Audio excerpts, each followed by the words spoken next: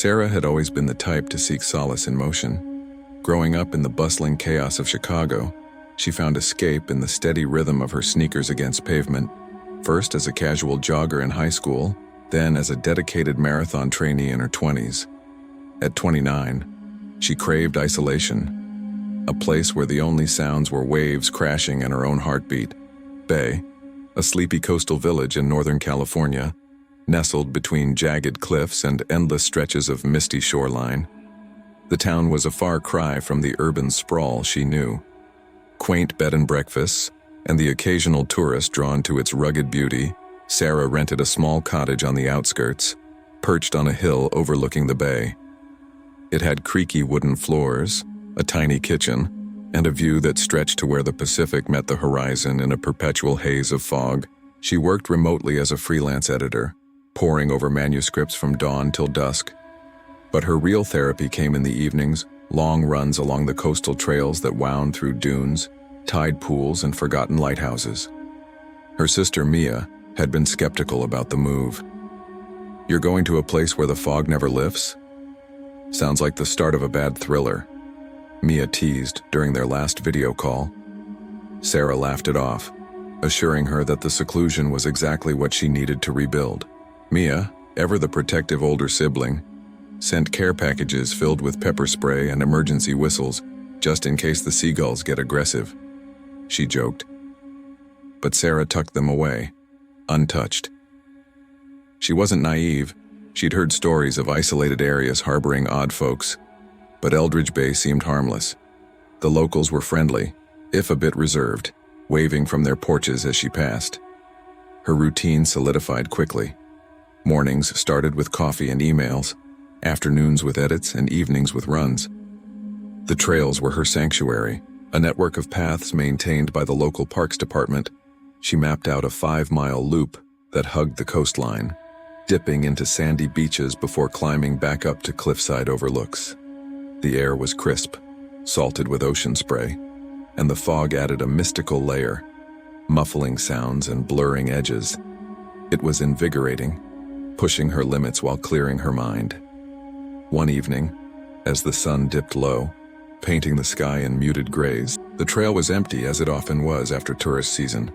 She popped in her earbuds, queuing up a playlist of upbeat indie tracks. The fog rolled in thicker than usual, reducing visibility to a few dozen feet, but she knew the path like the back of her hand, left at the driftwood pile, right past the old shipwreck remnants.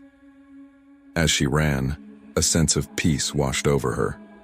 The fog was particularly dense that morning, swirling around her ankles like living smoke. Sarah had decided on an early start to beat the chill, her breath visible in the cool air and the rhythmic crash of waves below the cliffs. She was about halfway through her when she first heard it, a faint crunching sound, like footsteps on gravel, and distorting noises. She paused her music, pulling out one earbud to listen. Nothing. Just the wind whispering through the reeds. Shrugging, she continued, picking up speed to warm up. But there it was again. Crunch, crunch, matching her rhythm perfectly. Her pulse quickened, not from exertion but from a prickling unease at the back of her neck. She stopped abruptly, spinning around. The fog obscured everything beyond 10 feet. A white wall that swallowed the world. "Hello?" she called out, her voice tentative. Silence answered, broken only by a wave slamming against the rocks far below. Paranoia, she told herself. Maybe a deer or a stray dog from one of the nearby farms. Eldridge Bay had its share of wildlife. Raccoons, foxes, even the occasional coyote wandering down from the hills. She shook off the feeling and resumed her run, but the footsteps returned, insistent and close. By the time she reached the end of the trail, emerging onto the paved road leading back to her cottage, the sounds had faded. She glanced over her shoulder one last time, seeing only empty mist that night as she sipped tea by her window. Overlooking the darkened bay, she replayed the incident in her mind. It was probably nothing, but Mia's warnings echoed faintly. She resolved to stick to daylight runs for a while just to be safe. The next few days passed uneventfully. Sarah buried herself in work, editing a suspense novel that ironically mirrored her unease. A protagonist stalked in a remote town. She laughed at the coincidence, but it planted a seed of doubt. On her next run, she chose a different route, an inland path through a eucalyptus grove, away from the coast's isolation. The trees loomed tall, their bark peeling like old skin, and the air carried a sharp, medicinal scent. Halfway in, the footsteps returned. This time they were accompanied by a low rustle, as if someone or something was brushing against the undergrowth. Sarah's heart hammered. She veered off the path, cutting through a clearing to loop back sooner. As she did, she caught a glimpse, a shadowy outline darting behind a tree trunk, too tall for an animal, too deliberate for coincidence. "Who's there?" she shouted, her voice cracking. No response. She sprinted the rest of the way home, locking the door behind her with trembling hands. That evening, she searched online for local news. Eldridge Bay's forums mentioned vague reports, hikers feeling watched, unexplained noises on trails. Nothing concrete, but enough to make her wonder. As weeks turned into months, Sarah's runs became laced with tension. She varied her times, sometimes heading out at dawn, other times at dusk, hoping unpredictability would deter whatever was out there. But the incidents escalated one afternoon. On a clear day when the fog had lifted, she ran along the beachfront trail. The sand crunched underfoot, and the sea sparkled under the sun. For a moment, she felt free again. Then, from the dunes above, she sensed eyes on her. Glancing up, she saw a figure silhouetted against the sky, slender, clad in dark clothing, face obscured by a hood. The person didn't move, just stood there watching. Sarah's stomach twisted. She waved awkwardly, trying to gauge intent. The figure raised a hand in response, but it felt mocking, deliberate. Unnerved, she quickened her pace, weaving through tide pools to put distance between them. That night, curiosity drove her to the local library, a quaint building filled with dusty tomes and yellowed newspapers.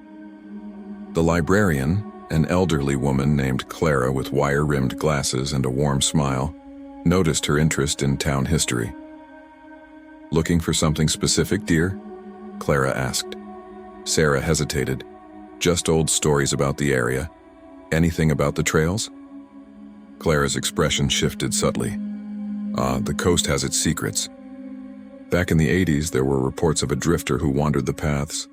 Folks said he followed people, never harming, but always watching, disappeared one winter. Some think he drowned. Others say he's still out there." Sarah shivered. "Any recent incidents?" Clara leaned in. "Whispers mostly. A few years ago, a tourist claimed someone chased her near the cliffs. Police found nothing but be careful. Fog hides more than it reveals." Armed with this, Sarah confided in a neighbor, Tom, a retired fisherman with a weathered face and kind eyes. Over coffee on his porch, she shared her experiences. "Sounds like the Watcher," Tom said gravely. "Old tale. They say he's a ghost of a shipwreck survivor, doomed to roam. But I think it's flesh and blood. Maybe a hermit from the hills." Tom's words lingered as Sarah ran the next day. This time she carried Mia's pepper spray. The footsteps were bolder, closing in. She whirled around to confront them, but saw only swaying grasses. A new twist. As she turned back, a crumpled note lay on the path, scrawled in jagged letters, "I see you running. Keep going." Her blood ran cold. Was this a game? A threat? The note changed everything. Sarah reported it to the local sheriff, a no-nonsense man named Deputy Harlan. He took her statement seriously, but admitted resources were limited. "We'll patrol the trails more," he promised. "In the meantime, run with a buddy or stick to town."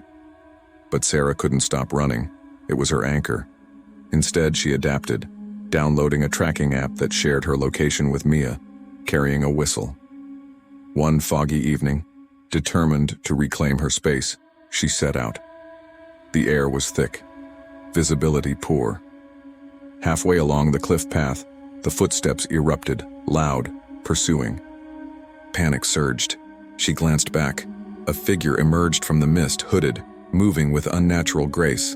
No face visible, just shadows. "Stop!" she yelled, but it advanced. Adrenaline kicked in. She bolted, legs pumping furiously. The path twisted, rocks slick underfoot. She heard labored breathing, not hers, but close behind.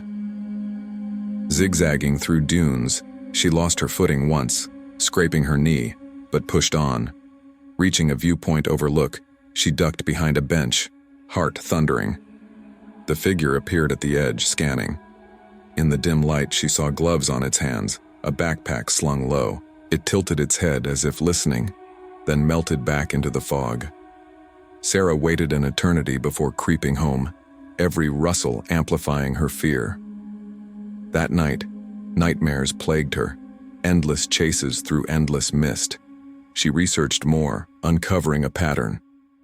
Forum posts from years back described similar encounters, a tall figure following joggers, vanishing when confronted. One user claimed it was a local eccentric. Another suggested a cult remnant from the 70s, hiding in sea caves. Months passed, the incidents sporadic but intensifying. Sarah's paranoia grew. She installed security cameras at her cottage, joined a local running group for safety in numbers. During one group run, a fellow member, Lena, shared her own story. "Happened to me last year," Lena whispered as they jogged. "Felt watched near the old lighthouse. Saw a man in dark clothes just staring. I yelled and he laughed, this chilling, hollow sound." Sarah's skin prickled.